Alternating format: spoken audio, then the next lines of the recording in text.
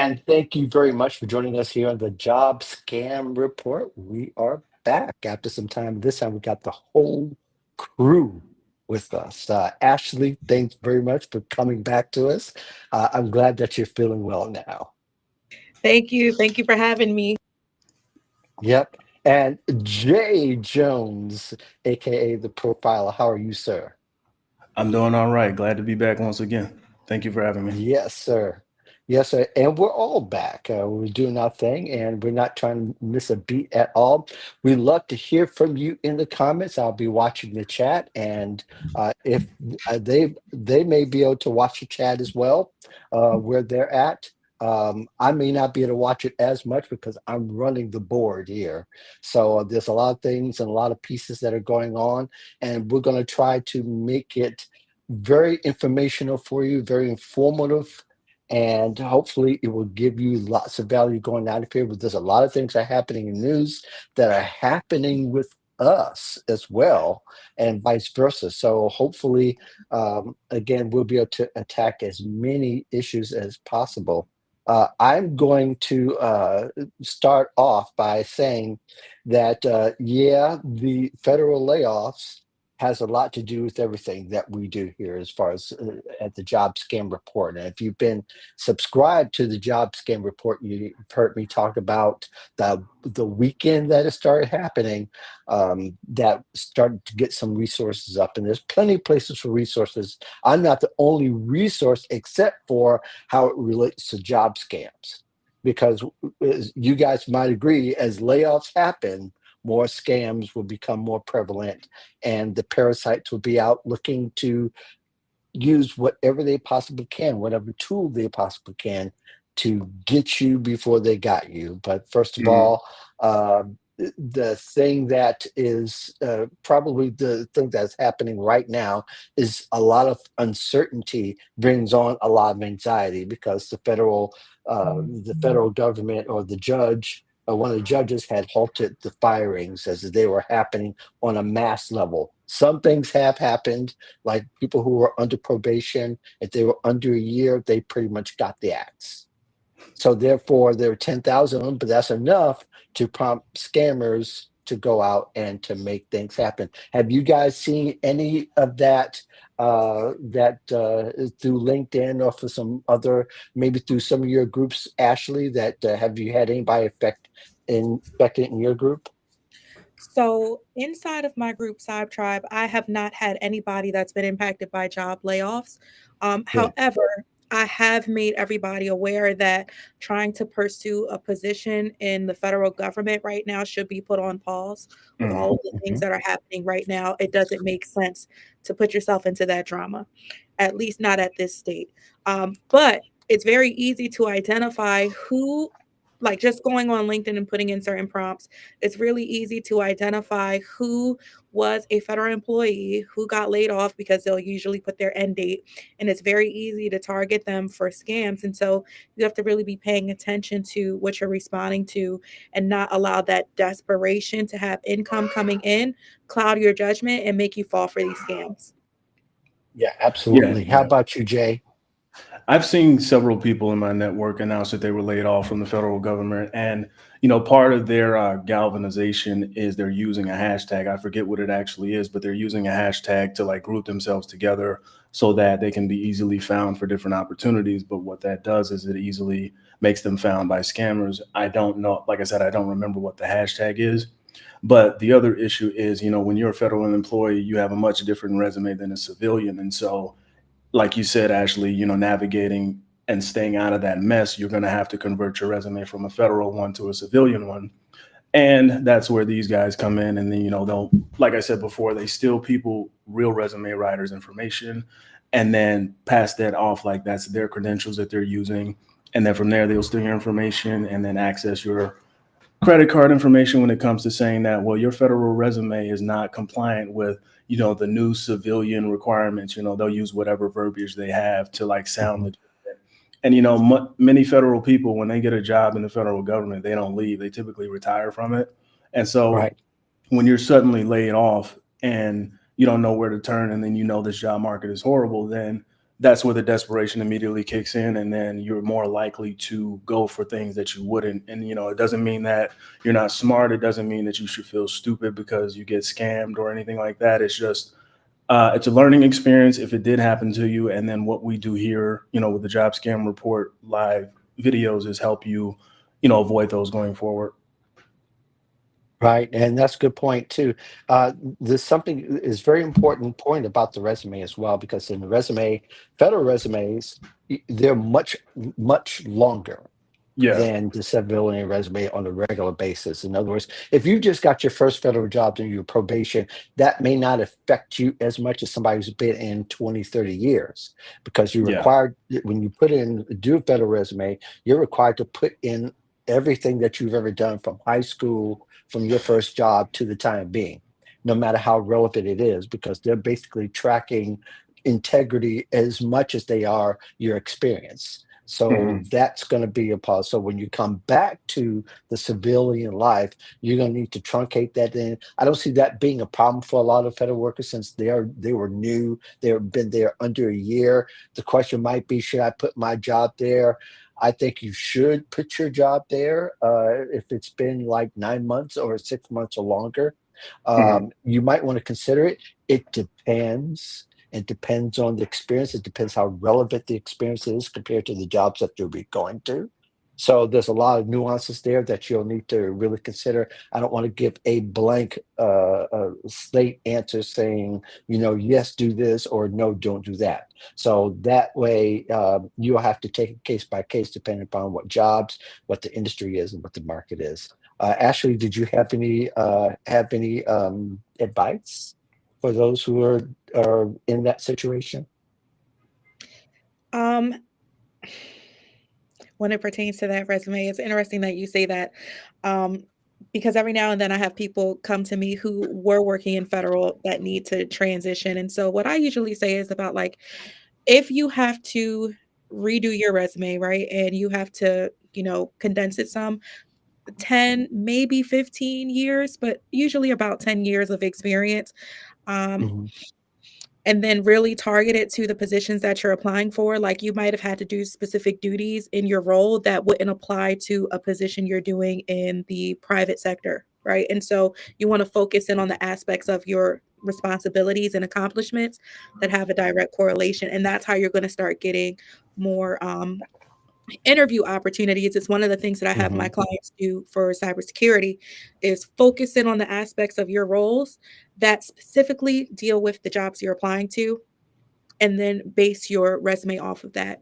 And then also just be mindful, just because somebody says that they're a resume writer, whether they are professional or not a certified resume writer, you really should be doing some checks to make sure that like they can create something for you that's going to get you opportunities, not just because they say that they have this credential, but like check with check references, check backgrounds, see what their past clients have said that are actually legitimate that you can verify, because people will try to have like other people do it for them. You just got to be mhm, careful, especially right now, Hmm. because there's a lot of people preying on people. And then lastly, Mark and I and Jay, we'll talk about this a little bit later, but I'll share with you guys a bunch of platforms you can use to bring in some extra income so that you can at least keep food on the table and the lights on as you're navigating the job market. And then there's one very good. quick thing I wanted to add Go ahead, Jay. regarding the flow of how these resume writers work when they're scamming. So what they'll do is they'll target you by sending you a message. It's typically an open-ended message. It starts off complimentary. So they'll say, they can't believe someone like you with your decades of expertise is in the job market. If they really didn't read your profile, they'll ask you a dumb question like, what brings you into the job market? Clearly you were laid off. That's what brought you into the job market. But they do what I call cliffhanger messages. So it's like they'll ask you an open-ended question to get your engagement. And then, from there, they'll lead you down maybe 2 to 3 messages, and then they'll ask for your resume. And then they'll tell you that it failed the ATS, and then you need to pay them in order to have it pass the ATS. But in that instance of this just one thread of messages, they've gotten your personal information, and then they get your bank account information through your credit card if you do decide to pay them to revamp your resume and beat the ATS, which is a myth. Then the second thing is, if anybody messages you or sends a comment to you on LinkedIn saying that, they can help you with your resume, send it to this Gmail address. that's 100% a scam, because people don't openly share their email because of all the scams that are going on.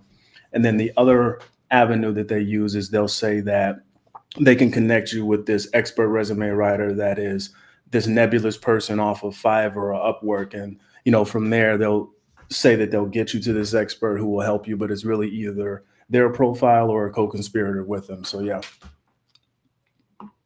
No, that's great. That's great information. Well, I tried not to venture into the different opinions of resume writers feeling that other people are scam artists because because look at their profile, look at their we could go down that road. That's such a long and dirty road. Mhm. Because there are other people who think they're fake and they keep pointing at sort of like the Spider-Man meme where they're all pointing at each other and say you, but that's but that's I don't want to get into that discussion. That's something I'm gonna let the resume writers and recruiters let them all fight that out and do their thing.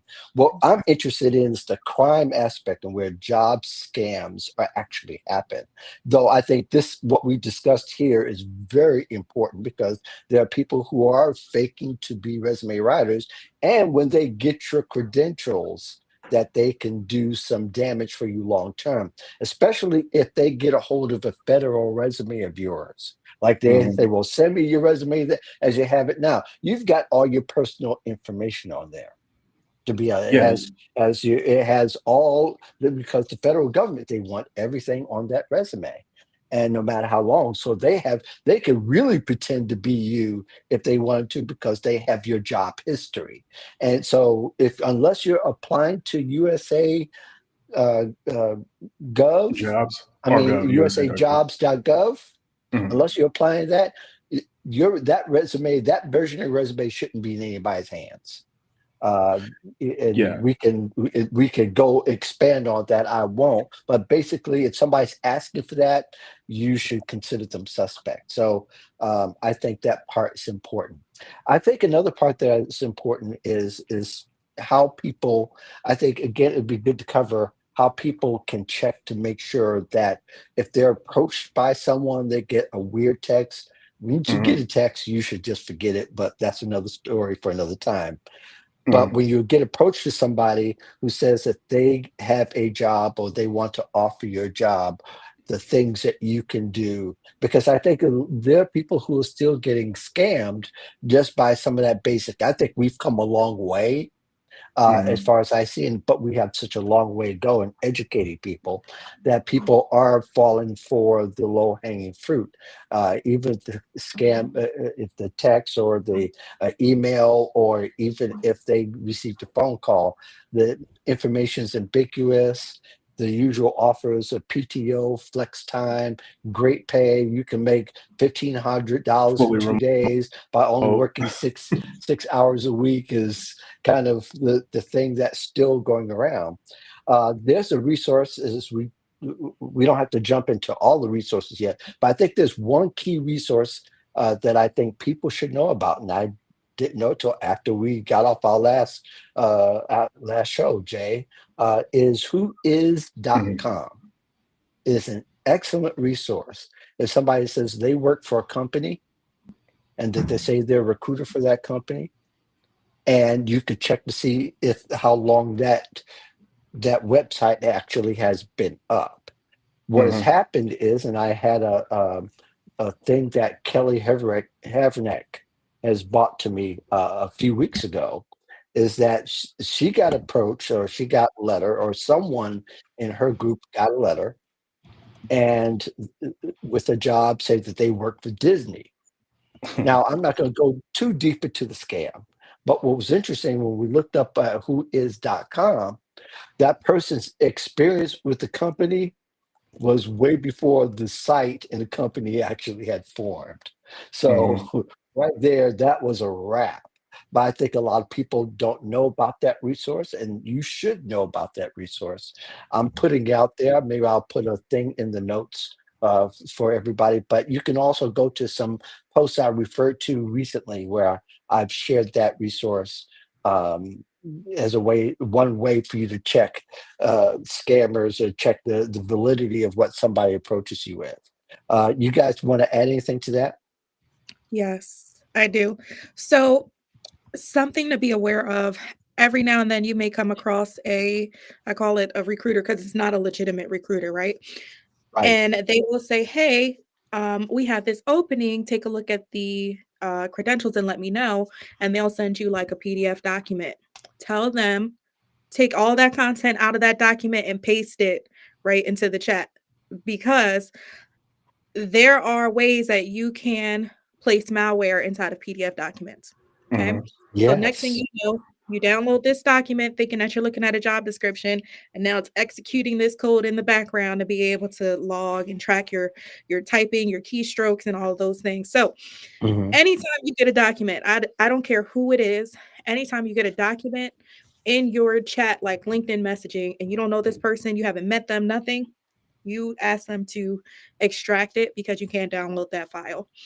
The other thing I want to talk about, which is really important, is the way in which people are actually validating job opportunities. So, as you mentioned, who is right? But I oftentimes hear people say, well, I'll go to the website and I'll check the website and see if it's a legit company. But you've already lost the battle. Before you ever go to a company's website, you need to be doing some research before you go to that link. Because, for one, you Hmm. don't even know if that link is filled with malware as well, right? Like, you Hmm. Right. clicking on that link just because you found it in Google doesn't mean it's safe. There's something called SEO poisoning, where you can make something look like it's legitimate in search engines, but then once you come over, it's game over. You're now in their layer, right? So I always tell people, you get a notification like that, go on Reddit, look at Quora forums, go on Google and look at reviews, but you do not click on any links directly from the recruiter or from that company's Google page until you have validated that it is legitimate. Yeah, I Hmm. love that, and I think that yeah, I think we've mentioned in the show before that people shouldn't go directly to a link that someone sends them. That they should No. Google it first. And in fact, I would even say, depending upon if you have, I think the antivirus software still does this on some computers where it will alert you if a site is skeptical, and it will say, and it will have within the context of Google saying, "Hey, this has a warning." I don't know if it still has that. I use a different software now than that, but I know Norton did it once upon a time. Maybe yours do. You could put that in the chat if it has. But go ahead, Jay. Yeah, and then speaking on your recent story with the Who Is and involving Disney, I had an issue many months ago when it came to a profile that I found on LinkedIn. It had like over 23,000 followers, and they claimed to Hmm. have worked at Disney, but the picture was a stolen image of an attorney who wasn't even on LinkedIn. Hmm. And this profile had been on LinkedIn for at least 8 to 10 years, so there was a lot of work done with this profile in order to scam people and look real, because I had hundreds of mutual connections that were connected to this person and they had no idea. There were no outward appearances of anything blatant when it came to scamming, but I was able to get that profile down. But Hmm. that's the length that they'll go. They'll go decades, just to get one person. And then you said a point earlier about how much one scammed person is valued at. And I mean, for me, let's say that person is somebody that has good credit, like for example, and you apply for a credit card in their name, you know, typical credit lines are like 3,000 and up if you have great credit. And so, Hmm. the one person is a significant, win, quote unquote, for them. And then I recently posted a video about some questions you should ask yourself when you are approached by a quote unquote recruiter. Because, like, when you're in this market and you're, either desperate or you're just, rapidly applying to roles because you see how quickly they get filled with applicants, ask yourself, is this job I'm seeing on LinkedIn also on the company's website? Follow the steps that Ashley just outlined to make sure that it is the actual website. Is a real person from the company attached to the job description, because scammers don't have to add a profile to the job description. And then you ask, what is the recruiter's social proof? So do they have a lot of real, meaningful interactions with people, or is it just a bunch of, canned comments and things that don't offer anything relevant to the conversation of the post? And then did you even apply to this job? Because they'll also say that, hey, you've been shortlisted for this opportunity, and you'll Mhm. get excited, but always check your email and search for that specific company name, because I don't know any company that doesn't give you a confirmation of an application that you sent to them. So always check that. Right. There are companies that do have automated, if I'm not mistaken, some companies do have an automated response saying thank you for applying and give Mhm. some, but that's not regular. That's not a widely used thing, but it is Mhm. a something that has been used, and it is Mhm. somewhat normal. We can argue whether how much more normal it needs to be these days, but I do kind of wish that companies would kind of, and I think there are some companies that are starting to say, hey, we need to go the extra mile to make sure that people feel safe when they Mhm. apply to us. And we talked about before how uh, more companies need to be like NVIDIA, which they dedicate several pages to saying, this is our hiring process, and we would never do these type of things. Mhm. And, small startups, that's going to be a different thing there, but it's not that hard to validate them. But the larger people, and in fact, a lot of larger ones do, but those who hire and have higher turnover often don't. That's kind of scary. So they could be, it's easy for them to be duped, Mhm. for somebody else to put a profile up, for them to say that I'm a recruiter for the company, and therefore, and I think that's where a lot of people come. So I do think that that's important. Thanks, Ashley, for your comment. She says great information, always validate. And I think there's a lot of ways that people can validate. Mhm. And there are other ways that people can. I'm going to give a shout out to one of my friends who's a recruiter. He was just on my mind just a moment ago. But whenever he got something that said that, hey, I like to connect and I like to talk, and it looks definitely like an automated message, he says, send me a LinkedIn invite. And that's usually the gotcha for that. But I think that's just one way. But I think another way too is to try to talk to the actual recruiter, try to find the real one, make sure that person isn't being duped. That's happened several times, and I think each of us has gone and say, hey, let me see if this person, and that there are several profiles by the same name with the same Mhm. picture. And it's like, how can this be? But I just wish, and this is something that we could talk about, if there was a wish list for LinkedIn to do as far as helping people with scams, what would it be Mhm. for you? Well, What would there's it be one for you? thing. Go There's ahead, one Ashley. thing. Yeah, there's one thing that you can actually do right now that can help you, because what people are doing is they're doing that research that you just mentioned, Mark. They're going to these different Mhm, profiles to see if they're legitimate. And what they're not realizing is because they haven't checked this particular setting in LinkedIn, now that page sees that you're active because it sees Mhm. that you saw their profile. So now you're a fish, you're now a target. You can turn that feature off in LinkedIn so that you go in what's called like incognito mode. So if I look at Mark's page, he won't know that I looked at it. It'll just say someone from such company looked at your profile. Now you're keeping yourself safe as you're doing that research. So that's something that you can automatically do so that you're not making it clear to scammers that you're active and looking at their profile. mm. Okay. All right, Jay.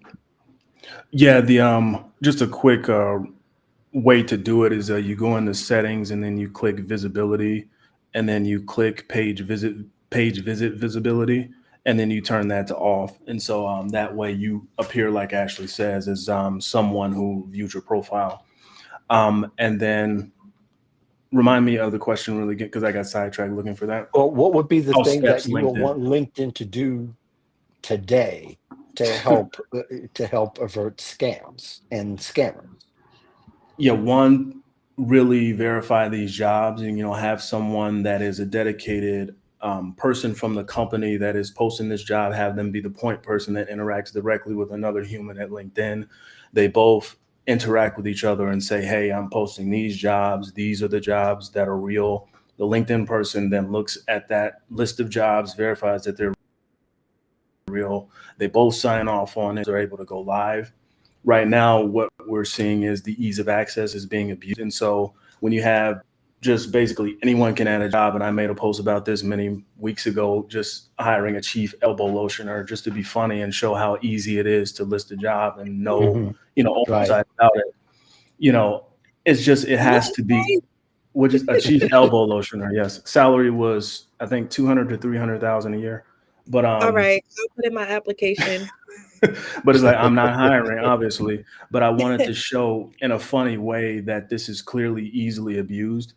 The other thing is with profiles being added, it's just there's no legislation. Like there's this company called US, UK, and Canada IT Staffing, and I've been on them for many months now. It's about 5 cases in now, and what they do is they steal real people's pictures, come up with these nonsense names like Lorick McDonald's and Lorick McCarthyism, um, Prince George, anything that just makes no sense. And then it's like the first name is the last name and the last name is the first name. So it'll be like Carter George and things like that. And reported it, proved it beyond a reasonable doubt, but just the response time to reports and response Was a times to, long time.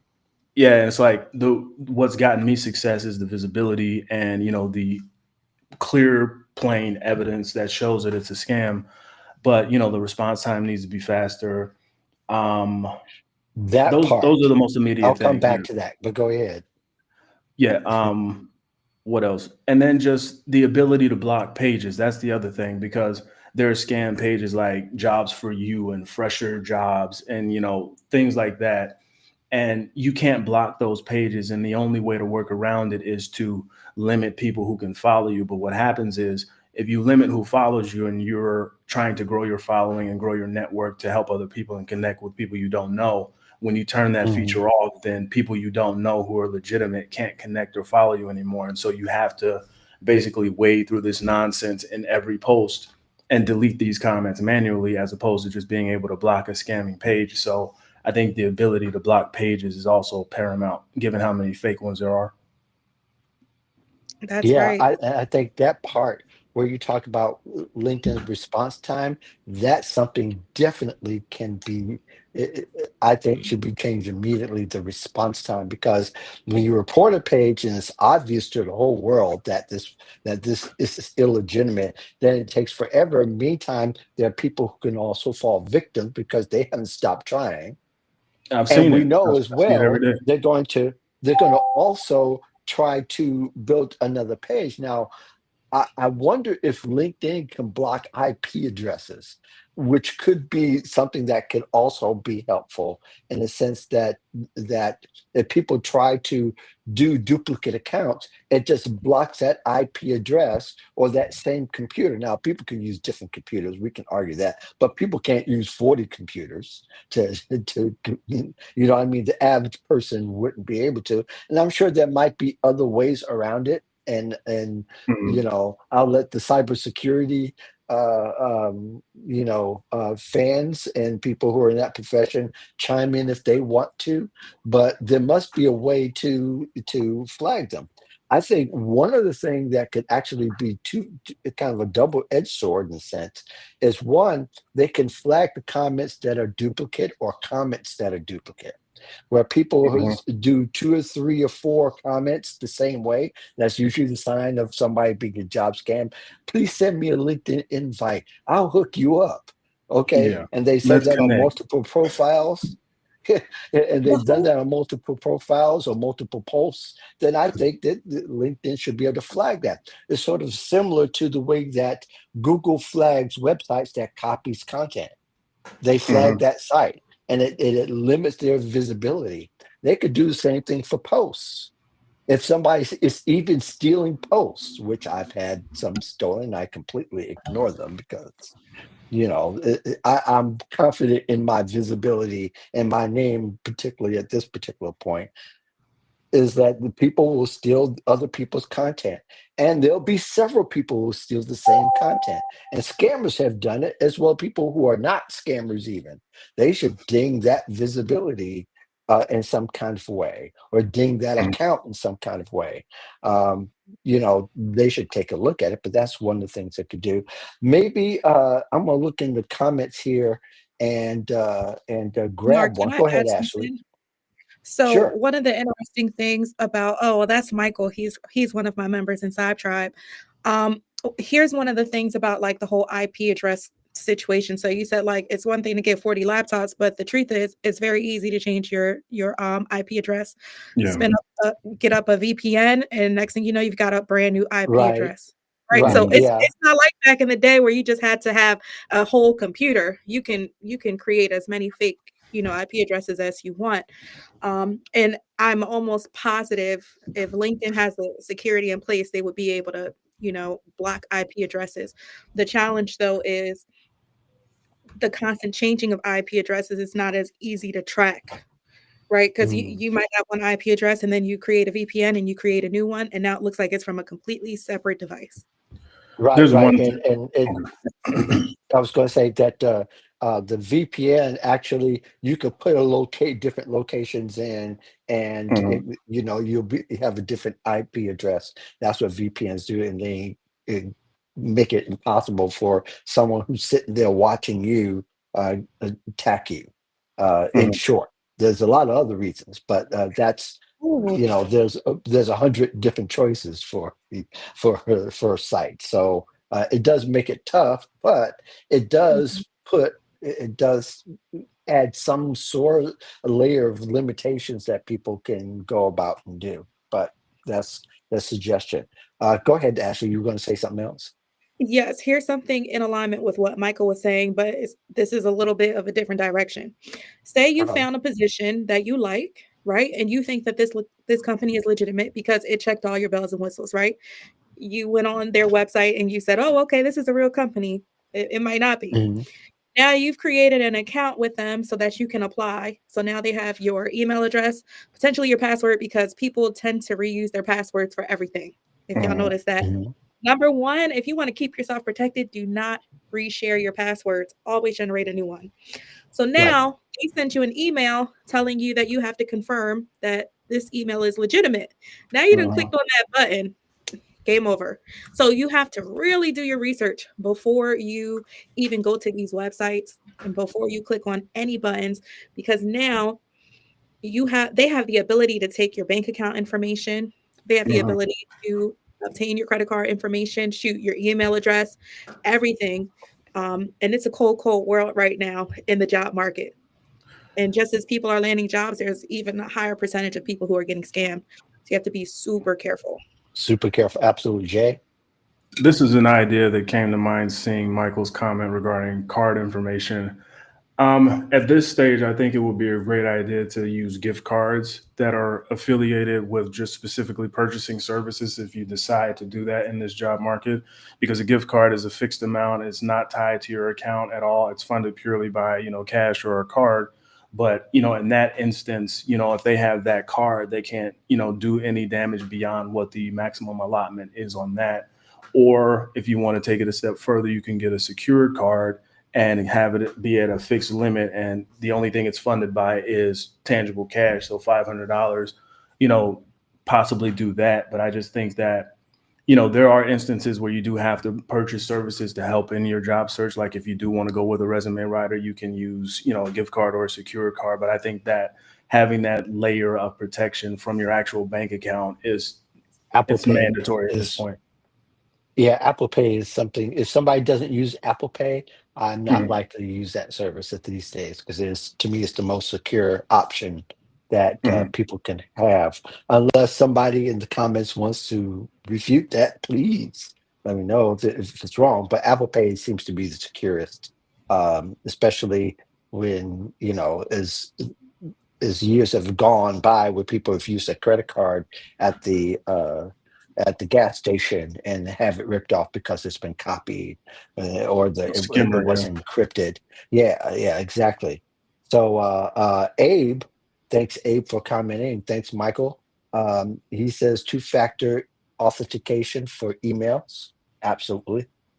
I know sometimes speed is relevant, but authentication. Use it as much as you can. Um, on my phone, I do this little trick that the things that would hold financial or personal information, I hide them as an app. So in case my phone is stolen, nobody can't find doesn't know that app exists. So let's say you have your bank information on your phone, you can actually hide that app. And there's only one way to go find it, and you can use whatever method you decide to use. You can do that. Your phone company can help you with that, but you can actually make it so that if somebody did steal your phone or has access to it for whatever reason, you can hide that app so that information would be hidden. I hide my Evernote like that because I use Mhm. that for many years now. It's got 15 years of personal information in it, and I hide it on my phone so nobody come. Now, it doesn't matter whether you know it's there or not, is that you won't be able to find it. And of course, you can always Mhm. add your security to those kind of apps as well. I use two factor for my Evernote even. So I think everybody should take more precautions they possibly can. Uh, let's go ahead and talk about resources. Ashley, you had some resources that those who are laid off can use, and wanted to dedicate a little bit of time because, again, we know a lot of people are laid off. Not we want people to do it safely, but we also want them to be more strategic and more intentional about their jobs layoffs instead of applying to 1,000 jobs this month. So Mhm. go ahead and let's discuss some that you have there, Ashley. Yes. So I am somebody who in the past was subject to a layoff just as I was Hmm. giving birth in labor in the hospital to my child. And I will never forget the panic of, oh my gosh, how am I going to pay my bills? How am I going to buy diapers? How am I going to put food on the table? Right. And so Hmm. this was back in 2017. I started doing a bunch of research and I came across a bunch of platforms that you can use as a freelancer, independent contractor, what have you, to bring in extra money each month. So you won't be considered an employee. You won't get health benefits, right? You might be Hmm. able to get those from your state agency or whatever. But here's the thing there's websites like user testing. usertesting.com, one of my favorite platforms. Basically, you take usability tests. They'll have you go through a specific set of steps and you'll tell them how easy or hard it is or give your opinions on things. It usually takes me about 7 minutes to complete one, and then you get paid $10 and they send it to you 14 days to PayPal. And some of those usability tests can be $60, some are $90, depending on how many minutes it takes. So you think you get a couple of those a week, bam, next thing you know, you're covering your rent, right? Or you're covering your food Hmm. bill. I also like UTest, which is the letter U, test.com. UTest is great in that you just test websites, applications, what have you. Sometimes you have to test. Here, Libby. Okay, you want to talk to her? Sometimes you'll test different device. Here, Libby. I'm sorry. Hold on one second, guys. Okay.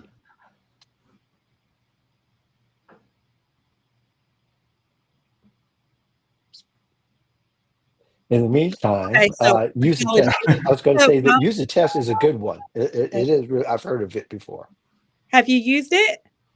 I've never used it. There've been others, so many that are like that, that where you do a test and they usually take a lot of time, but they only paid you $5 if you took 25 minutes for it. It's like, Yeah. that's the Yeah. use of my time. Yeah, I've been using user testing for years. You'll see it Mm, in my LinkedIn profile. I use it anytime I want to make extra income. UTest okay. is great. I've used UTest to, well, I can't tell you guys because you're under NDA, but I've used Mhm. UTest a lot, and that's also brought in a lot of funds. If you are, without a job right now and you want to go out to dinner, you can use iSecret Shop. The letter I, secretshop.com. This allows you to do mystery shopping at different places. So maybe you do a mystery shop at Red Lobster, right? And you have to fill out this report, follow certain steps. But now you've gotten yourself free dinner plus a additional payment. of money. Maybe it's $30, $50, what have you. There's user interviews, which is also pretty similar to um, user testing and U test as Mhm. well. But these could pay you a lot. Like I've gotten $150 for doing one really quick thing that took me maybe ten minutes, right? And they'll pay you with gift cards, Amazon gift cards, Visa gift cards, what have you. So I say all this to say that not having a job does not mean you can't bring in income, because a lot of times people associate the two.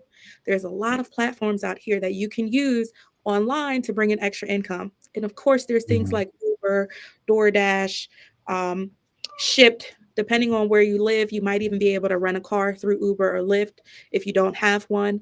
So you have a lot of ways to bring in at least a good $2,000 to $3,000 per month while you're job hunting. Mhm. Yeah, great resources, and I think everybody's going to kind of decide whether something's worth their time or if they have the patience to use some of those sites because some of these have kind of stepped up over the years. Because I remember when they first started doing like again the U testing uh, is that you spend all this time doing survey, and it leads you down this rabbit hole and to get nothing sometimes. So people do have to kind of, vet them. Thank you for vetting those for us. And I think those would be legitimate ones that people can actually use. Let's go back to some of the comments that Michael's chimed in a couple of times.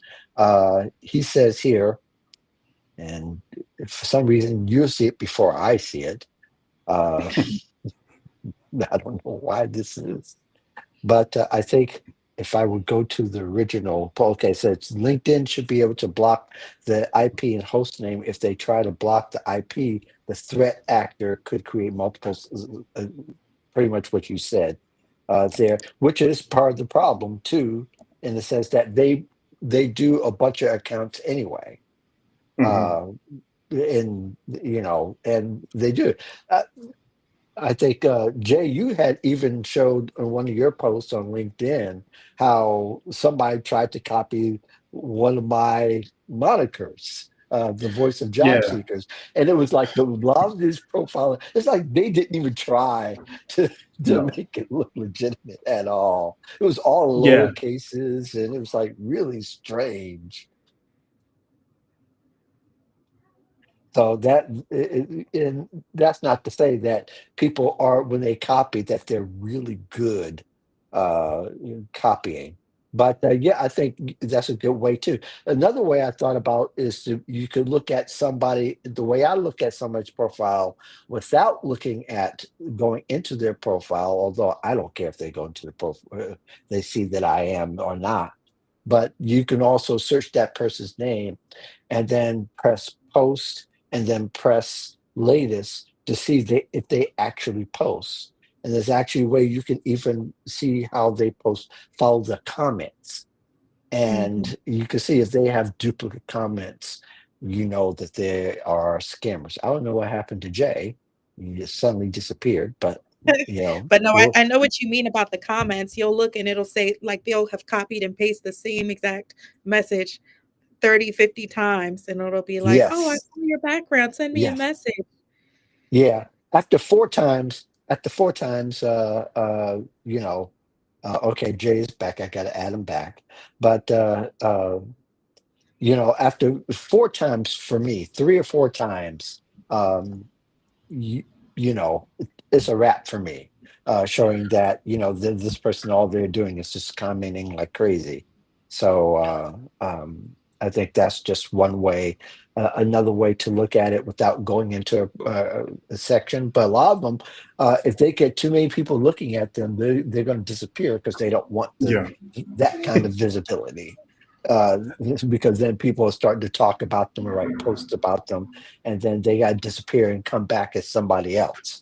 So, yeah. in that sense, Jay, did you have something else to add?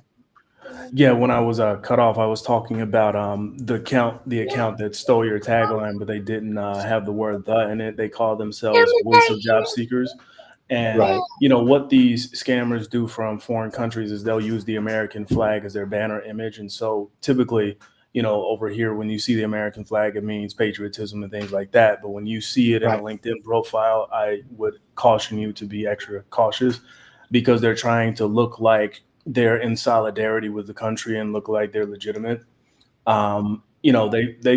They have no shame, no qualms about stealing anything that they deem credible to help them, continue to scam people. So yeah, Right, right, absolutely. Abe came back and said thoughts on jobleads.com. I've never heard of jobleads.com. me neither. Um, yeah, that's something you can always check out. I would check out the validity of the first to see if maybe they have a LinkedIn presence and a lot of these newer or less post job posting sites will have a LinkedIn presence instead of a website. You should definitely check it out and check it out to make sure that you can feel really good about applying to a place like there. Well, with Um, job uh, leads, Go ahead. I am on Reddit. Like, I think that's the first thing people need to just do is just do that research, Go to right? Reddit. And don't look at just Trustpilot because that can be manipulated. I've seen that happen with people where they manipulate Trustpilot and other platforms. But here is the thing, right? Um, this Reddit forum that I'm looking at, it's got about 267 um, comments, and they're not looking too great. Mm, Yeah.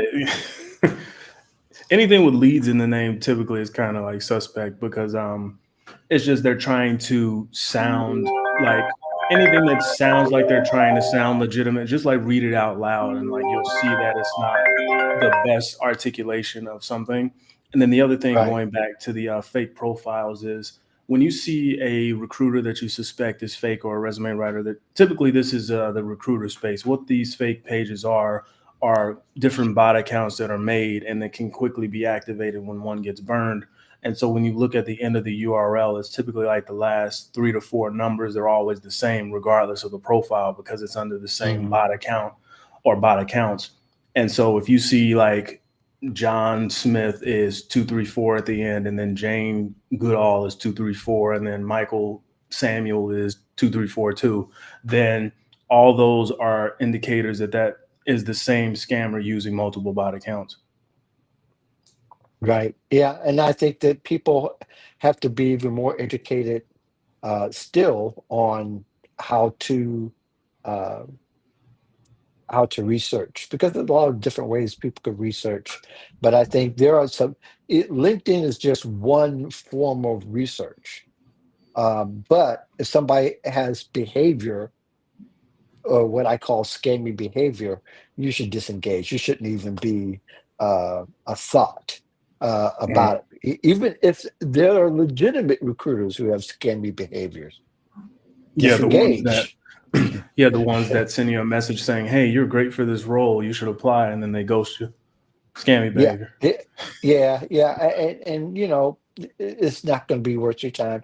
And unfortunately, everybody's getting some of those. Even people who are not even looking for a job Yeah. uh, are getting hammered with those. So,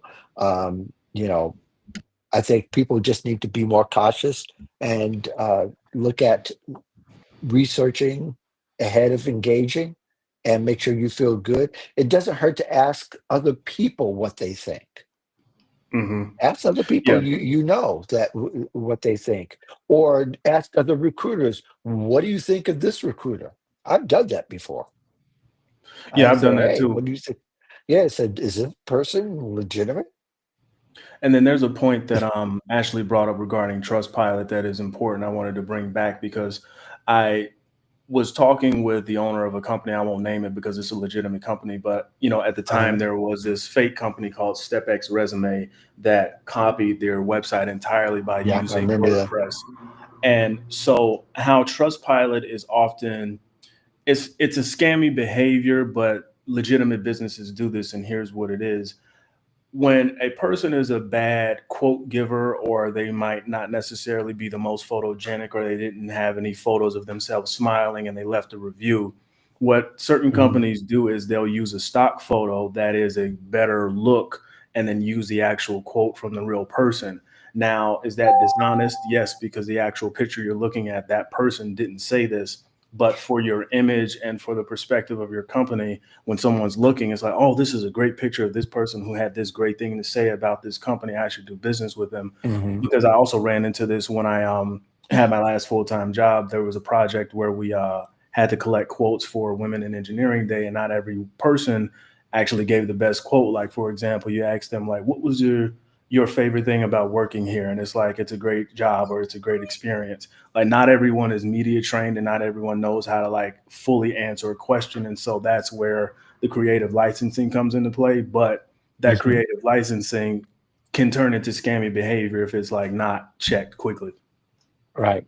Well, another scammy behavior is somebody using a 15 or 20-year-old photo of themselves. That's scammy behavior. What if I that's how understand they that see people, themselves? yeah, okay, but if you're asking for services, it's really a terrible look if you're selling services. That's just my opinion, but hey, to each his own. But we are on the last leg of our time together. Did Starting with Jay, do you have anything you want to add that we hadn't talked about yet? Notifications for jobs on LinkedIn, because I have several notifications set, but then what I'm noticing is that when I get a notification about a job being available that matches my criteria, it's like a day late, and it's like a day or 2 days late. And when you're looking for work, you need to have the notification come to you immediately. And so, Mhm. what is the point of having a notification if it's going to delay you? Because by the time you see the job, there's already 400 plus people that have applied to it. And like we know with recruiters, they look at the first 5 to 10, call through that list. And then if somebody is a strong candidate from there, they'll stop there because they're so inundated.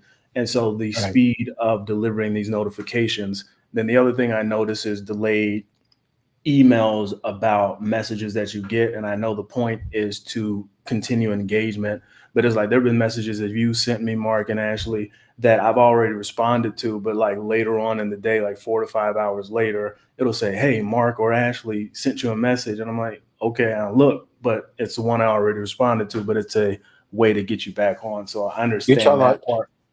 and to clarify, these are notifications you get on your email. Correct. Yeah. It's because I'm like, if Okay, I get okay. a, Just yeah. want to be clear here that everybody gets it. If you have your email attached to your LinkedIn profile, which most people do, you will get a notification that has been, but you already responded. And sometimes I've seen Mhm. them as late as 8 hours. Yeah. So yeah, you almost, and a lot of people don't pay attention to their LinkedIn mail. They don't. Mhm. They don't care because they don't like the way it looks, and the boxes are kind of, there's no way to organize the boxes on there, as far as I remember, unless somebody Mhm. wants to tell me that I'm wrong. I'm cool with that. But I think that yeah, I think people, you know you can miss a legitimate opportunity by not checking your LinkedIn Mhm. mail. I check it a lot because there's sometimes I do get timely messages that I would need to respond to, and it matters. Timing matters. So if you don't like it, I'm sorry, but check your LinkedIn messages. Ashley, did you have anything to add? Yeah, I would just say, if you're experiencing layoffs right now, um, as hard as it is right now, know that things will get better and things will improve with time. But in the meantime, find ways to bring in legitimate income for yourself, so you don't have to wonder if you're going to be able to put food on the table or keep the lights on. I've shared a few with you guys already. There's a whole bunch more that you can use. There's a platform that I used to use all the time called Work at Home Adventures. It's WAHadventures.com. This is a platform for Mhm. finding work from home jobs and opportunities. I've used it for years when I needed to bring in extra money, and that's a resource that you can use as well. And good luck on your hunt. Yep, I wish you all well as well. I think one of the things that people will need to also keep in mind is that your state of mind really does matter when you're job searching, your mindset. Yeah. You could be setting yourself up for a trap if you are full of anxiety, stress, depression, uh, a lack of faith, even could be a hindrance to your job search in the sense that you're worn down. You've applied to a lot of jobs. You've had a lot of conversations. You might be doing all the right things and nothing's come, but yet somebody comes along with something that sounds really good. And that's what happens to a lot of victims. They've gotten trapped. But if they don't do that pre work before, uh, think that's very important. It's very important for you not to job search alone. That's why we're kind of here. That's why I kind of have Mhm. the community on Substack, the job scam report. I'm dealing with job scams, but I'm also helping you with strategies. And that's one of the things I talk about a lot on the newsletter is how to prepare your mind and your heart to do the research and do for everybody that approaches you about a job. There might be times where you need to ignore everything, and it's possible also, and we've talked about this before, that there might be a legitimate position, but from a recruiter with scammy behavior. Mhm. And it, you might have to skip out on that if that person's doesn't behave in a way that's professional, in a way that you would consider them a coworker, right? So, I think things like that. But do your research. I don't want to set hard rules, but one thing you know for sure that if you're uncertain, you're not comfortable, your gut says no, don't do it. That's probably the And best yeah. thing. And Go then ahead, there's Jay. one thing I wanted to add when it comes to this job search and job market is layoff PTSD is a thing, and it's not often Yes. discussed because many people they find their identity through the work that they do. I mean, myself, Mhm. my last role I considered in my dream job. It's what I worked years to get to, and then to be laid off in that fashion, it was a major blow. And then you have people you're responsible for, and you don't know where you're going to actually find the next opportunity, and especially when. And you go through every single stage of like loss, similar to a death, because it is the death of that position. And so you're like, Mhm. no, this didn't happen to me. Then you have the bargaining, like maybe I can come back when the market picks up. And then you go through denial, acceptance, and everything. And then ultimately you just need to have resources and people like us to help you, but then also people in your immediate circle that you can talk to and share things with. Because the other side of being laid off is that the people you once worked with, they typically don't talk to you again. And if you had like Mhm. valid friendships with them, you're like confused. And I talked about this many months ago, and I think it's called survivor's guilt. And that's similar Mhm. like to someone is in a plane crash, God forbid, and Right. then one person survives, they feel guilty because they're living, and I think when people are still in a role that or at a company that you were laid off from, they don't know how to actually broach a conversation with you anymore because they typically are like, it's just awkward. They don't know like what to do. So I Right. understand that part of it, but reach out to the people that if you're still employed, reach out to the people you were cool with that were once with you because they need it. Like it's really bad out here. I don't want to go too far down there, but people, Right. it's bad out here, so they need lifelines, they need help, um, and just believing, but then also mitigating what it is that you watch. Like, so don't watch the reports of all the mass layoffs because that can frame your mindset. And Right. different people are graced to deal with different things, and so it's like certain people can handle being inundated with that kind of content. Certain people can wade through the muck and the mire and still be whole mentally, but other people, it would weigh on them to the point where it would be detrimental. So it's just knowing yourself, not admitting or not saying that you're weak or anything, but just knowing what your limits are and keeping yourself, Mhm. you know, um, insulated to as much as possible. That's such an excellent rundown of layoff PTSD. I think I'm going to address that in the next newsletter next week. think that's Yeah, something to it's really a talk major about because I thing. think that it's a real it is a real thing. In fact, there's a couple of books that even talk about it. One of them, my mentor wrote. His name is Damien Burkle. He wrote the, the name of the book escapes me. He wrote it some years ago, but he talks about that there's this emotional wave that people go through, and part of it where he mentions PTSD being a very real thing, especially for those who've been laid off multiple times, and even more so now that people have been laid off multiple times and or scammed multiple Yeah. times. That people have been scammed 3 or 4 times, and it makes it really hard to wonder who you could trust and what you could trust.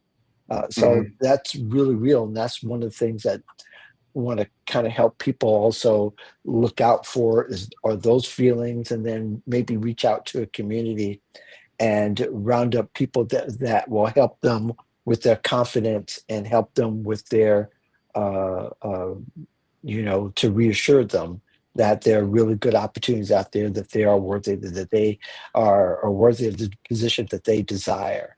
So we're going to call it quits right here on the job scam report. Thank you very much. You can only find it on LinkedIn and YouTube, and also the audio version will be published tomorrow morning on Substack. Those are only 3 places because I haven't decided whether it's going to be on Spotify or any of those yet. I What kind of about like that it on TikTok Substack. thing? The who? I said, what about that TikTok thing? Yeah, Okay. the TikTok. I never saw it on TikTok. I thought I sent it there, but I didn't. I never saw it appear. So Mm. you know, there That goes that that. needs investigating. Yeah, that's we'll see about that. We don't know if TikTok is still going to have time left. So that's a horse for another day. But anyway, thank you all very much for commenting, for checking us out, for watching. I know there was a number of you who did it, and these videos have done really well on LinkedIn as far as getting visibility. Share it with your friends. Share the resources. Follow Jay and follow Ashley. And if you have any questions, feel free to ask them on the thread.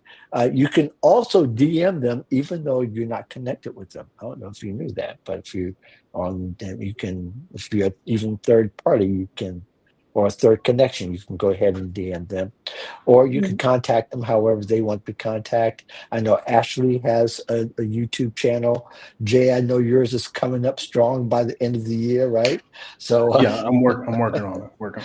no, you're working on it. I know you got bigger fish to fry, but I know you should have one. So in the meantime, thank you very much, and you all have a good day.